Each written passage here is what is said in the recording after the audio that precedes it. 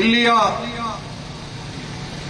ಶಾಸಕರುಗಳು ಏನಿದ್ದಾರೆ, ನಮ್ಮ ರಾಜ್ಯಾಧ್ಯಕ್ಷರು ಹೇಳಿದ್ರು, ಬಿಜೆಪಿ ಕಾರ್ಯಕರ್ತರೇ ನೀವು ಯಾರಾದ್ರೂ ಇಲ್ಲಿದ್ದು ಕೇಳಿಸ್ಕೊಳ್ತಾ ಇದ್ರೆ ನೀವು ಕೂಡ ಸಾಗುವಾಳಿ ಚೀಟಿಗೆ ಅರ್ಜಿ ಹಾಕಿರಬಹುದು ಅಂತ ಹೇಳಿ.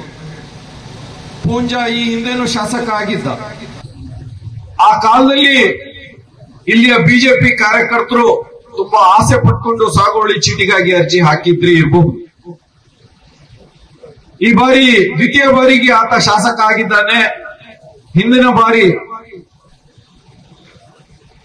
ಪ್ರಯತ್ನ ಪಟ್ಟು ನಿಮ್ಗೆ ಜಮೀನು ಕೊಡಿಸಬಹುದಾಗಿತ್ತು. ಆತನಿಗೆ ಪುಂಗೋದು ಬಿಟ್ರೆ ಇನ್ನೇನು ಬರೋದಿಲ್ಲ ಪೂಂಜಾನಿಗೆ. ಇಂತಹ ಕಳಪೆ ಶಾಸಕನನ್ನು ನೀವು ಮುಂದಿನ ಚುನಾವಣೆಯಲ್ಲಿ ಪಕ್ಕಕ್ಕೆ ಸರಿಸಿ ನಮ್ಮ ಅಲ್ಫಾನ್ಸೋ ಫ್ರಾಂಕೋ, ಅಕ್ಬರ್ ಬೆಳ್ತಂಗಡಿ ಇಂತಹವರನ್ನು ನಿಮ್ಮ ಧನಿಯಾಗಿ ವಿಧಾನಸೌಧಕ್ಕೆ ಕಳಿಸಬೇಕು ಅಂತ ನಾನು ಈ ಮೂಲಕ ಕೇಳ್ಕೊಳ್ತೇನೆ. ವಂಚಕ ಕಿವುಡ ಸಿದ್ದರಾಮಯ್ಯ ಸರ್ಕಾರಕ್ಕೆ ನಾವು ಒತ್ತಾಯಗಳನ್ನ ತೆಗೆದುಕೊಂಡು ಬೆಳಗಾವಿಗೆ ಹೋಗ್ತಾ ಇದ್ದೇವೆ. ಅದು ಒಳ ಮೀಸಲಾತಿಗಾಗಿ ಒತ್ತಾಯ ಇರಬಹುದು, ಅಲ್ಪಸಂಖ್ಯಾತ ಮುಸ್ಲಿಂ ಜನಾಂಗದ 2B ಪುನರ್ ಸ್ಥಾಪಿಸಿ ಅದನ್ನ 2B ಮೀಸಲನ್ನ ಪುನರ್ ಸ್ಥಾಪಿಸಿ ಅದನ್ನ 8% ಏರಿಸುವಂತಹ ಬೇಡಿಕೆ ಆಗಿರಬಹುದು. ಅದರೊಂದಿಗೆ ಕಾಂತರಾಜ್ ವರದಿ ಅದನ್ನ ಸಾರ್ವಜನಿಕಗೊಳಿಸಿ ಅದರ ಎಲ್ಲಾ ಶಿಫಾರಸುಗಳನ್ನ ಕಾಯ್ದೆಯ ರೂಪದಲ್ಲಿ ಈ ನಾಡಿನ ಕಾನೂನಾಗಿ ಸಾಮಾಜಿಕ ನ್ಯಾಯ ತರುವ ಹೆದ್ದಾರಿಯಾಗಿ ಅದನ್ನ ಜಾರಿಗೆ ತರಬೇಕು ಅಂತ ಒತ್ತಾಯಿಸದಿರಬಹುದು. ಹಾಗೆಯೇ ವಕ್ಫ್ ಜಮೀನ್ ಏನಿದೆ ಅದರ ಸಂರಕ್ಷಣೆಗೊಳಿಸಿ ಎನ್ನುವ ಬೇಡಿಕೆ ಇರಬಹುದು. ಇದನ್ನೆಲ್ಲ ನಾವು ಈ ವಂಚಕ ಕಿವುಡ ಸರ್ಕಾರಕ್ಕೆ ಕೇಳಿಸಬೇಕು. ಇಲ್ಲಿ ಮಂಗಳೂರಿನಲ್ಲಿ, ಉಡುಪಿಯಲ್ಲಿ, ಬೆಳ್ತಂಗಡಿಯಲ್ಲಿ ಕೂಗಿದ್ರೆ ಅಲ್ಲಿ ಬೆಳಗಾವಿಯಲ್ಲಿ ಕೇಳಿಸ್ಬೇಕು. ಆ ರೀತಿ ದೊಡ್ಡದಾಗಿ ಹೋರಾಟ ನಾವು ಮಾಡ್ಕೊಂಡು ಹೋಗ್ತಾ ಇದ್ದೀವಿ. ಒಂದು ಕಡೆ ಈ ಕಿವುಡ ವಂಚಕ ಸರ್ಕಾರಕ್ಕೆ ಒತ್ತಾಯ ಇರಬಹುದು. ನಾನು ಪದೇ ಪದೇ ಹೇಳ್ತಾ ಇದ್ದೀನಿ ವಂಚಕ ಅಂತ ಹೇಳಿ. ಮುಖ್ಯಮಂತ್ರಿ ಸಿದ್ದರಾಮಯ್ಯನವರು ಮತ್ತೆ ಮತ್ತೆ ಅಧಿಕಾರಕ್ಕೆ ಬಂದಿದ್ದೀರಾ. ಉಪಮುಖ್ಯಮಂತ್ರಿ ಆದ್ರಿ, ಆವಾಗಲೂ ಮೈಸೂರಿನ ಚಾಮುಂಡೇಶ್ವರಿಯಲ್ಲಿ ಅಲ್ಪಸಂಖ್ಯಾತ ಮುಸ್ಲಿಂ ಜನಾಂಗ ನಿಮ್ಮ ಕೈ ಹಿಡಿದಿತ್ತು. ನೀವು ಕಟ್ಟಿ ಬೆಳೆಸಿದಂತಹ ಪಕ್ಷ ನಿಮ್ಮನ್ನ ಒದ್ದು ಹೊರಗಾಕಿತ್ತು. ಕಾಂಗ್ರೆಸ್ ಸೇರ್ಕೊಂಡ್ರಿ. ಕಾಂಗ್ರೆಸ್ ಸೇರೋದಕ್ಕೂ ಮುಂಚೆ ಸ್ವಂತ ಪಕ್ಷವನ್ನು ಕಟ್ಟಿದ್ರಿ. ಆ ಹೊತ್ತಿನಲ್ಲೂ ನಿಮ್ಮ ಪರವಾಗಿ ನಿಂತಿದ್ದು ಮೈಸೂರು ಮತ್ತು ಸುತ್ತಮುತ್ತಲಿನ ಜಿಲ್ಲೆಯ ಮುಸ್ಲಿಂ ಜನಾಂಗ. ನಂತರದಲ್ಲಿ ಚಾಮುಂಡೇಶ್ವರಿ ಕ್ಷೇತ್ರದಿಂದ ಉಪಚುನಾವಣೆ, ಹೈ ವೋಲ್ಟೇಜ್ ಚುನಾವಣೆ. ನೀವು ನೆನ್ಪಿಟ್ಕೊಳ್ಬೇಕು, ನಾವು ರಕ್ತ ಬೆವರು ಹರಿಸಿ ನಿಮ್ಮನ್ನ ಗೆಲ್ಸ್ಕೊಟ್ವಿ. ನಾವು ಸ್ವತಃ ಕೆಲಸ ಮಾಡಿದ್ವಿ. ಮುಸ್ಲಿಂ ಜನಾಂಗ ಕೈ ಹಿಡಿತು, ನೀವು ಗೆದ್ರಿ, ಅಲ್ಪ ಅಂತರದಿಂದ ಗೆದ್ರಿ.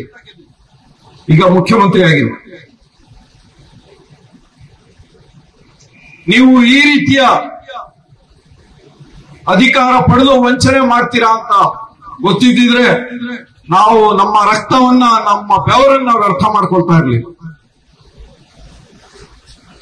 ಈ ವಂಚಕ ಸರ್ಕಾರಕ್ಕೆ ಮನವಿಯನ್ನು ನಾವು ತೆಗೆದುಕೊಂಡು ಹೋಗ್ತಾ ಇದ್ದೇವೆ. ಅದರ ಜೊತೆಗೆ ನಮ್ಮ ಪಕ್ಷದ ರಾಜ್ಯಾಧ್ಯಕ್ಷರಲ್ಲಿ ಒಂದು ಭಿನ್ನಹ ಮಾಡ್ಕೊಳ್ಳಿ. ನಾವು ಕಳೆದ ಬಾರಿ ಬೆಳಗಾಂಗೆ ಹೋದ್ವಿ, ಚಳಿಗಾಲದ ಅಧಿವೇಶನ. ಇದೇ ಬೇಡಿಕೆಗಳನ್ನ ಇಟ್ಕೊಂಡು ನಾವು ರಾಜ್ಯದಾದ್ಯಂತ ಜಾಥಾ ಮಾಡಿಕೊಂಡು ಬೆಳಗಾವಿ ತಲುಪಿದ್ವಿ. ಅಲ್ಲಿಗೆ ಸರ್ಕಾರ ಬಂತು, ನಿಮ್ಮ ಬೇಡಿಕೆಗಳನ್ನ ಈಡೇರಿಸ್ತೀವಿ ಅಂತ ಆಶ್ವಾಸನೆ ಕೊಡ್ತು. 1 ವರ್ಷ ಕಳೀತು, ಏನೇನೂ ಆಗಲಿಲ್ಲ. ಈಗ ನಾವು ಮತ್ತೊಮ್ಮೆ ಹೊರಟಿದ್ದೀವಿ. ಆಗ ಅಸಹಾಯಕರಾಗಿದ್ರಿ ಅಂತ ನಾವು ಭಾವಿಸ್ಕೊಳ್ತೀವಿ. ಅದು ನಿಮ್ಮ ನಾಟಕ ವಂಚಕತನ ಆಗಿರಬಹುದು. ಆದ್ರೂ ಕೂಡ ಒಂದು ಒಳ್ಳೆಯ ಪಕ್ಷವಾಗಿ ನಿಮ್ಮನ್ನ, ನಿಮ್ಮ ಮಕ್ಕಳು ಆಟ ಆಡುವಾಗ ಫಸ್ಟ್ ಬಾಲ್ ಅಲ್ಲಿ ಔಟ್ ಆಗ್ಬಿಟ್ರೆ ಗ್ರೇಸ್ ಬಾಲ್ ಅಂತಾರಲ್ಲ, ಆ ತರ ಮೊದಲನೇ ವರ್ಷ ನಿಮ್ಗೆ ಮಾಫ್ ಮಾಡಿದ್ವಿ. ಈ ಎರಡನೇ ವರ್ಷ ನಮ್ಮ ಚಲೋ ಬೆಳಗಾವಿ ಅಂಬೇಡ್ಕರ್ ಜಾಥಾ 2 ಅನ್ನೋ ಹೆಸರಿನಲ್ಲಿ ಮತ್ತೆ ಬರ್ತಾ ಇದೆ. ಮಾನ್ಯ SDPI ರಾಜ್ಯಾಧ್ಯಕ್ಷರಲ್ಲಿ ಮನವಿ, ಅಧ್ಯಕ್ಷರೇ, ಈ ಚಳಿಗಾಲದ ಅಧಿವೇಶನದಲ್ಲಿ ಈ ನಮ್ಮ ಬೇಡಿಕೆಗಳು ಈಡೇರಿಸಲಿಲ್ಲವಾದ್ರೆ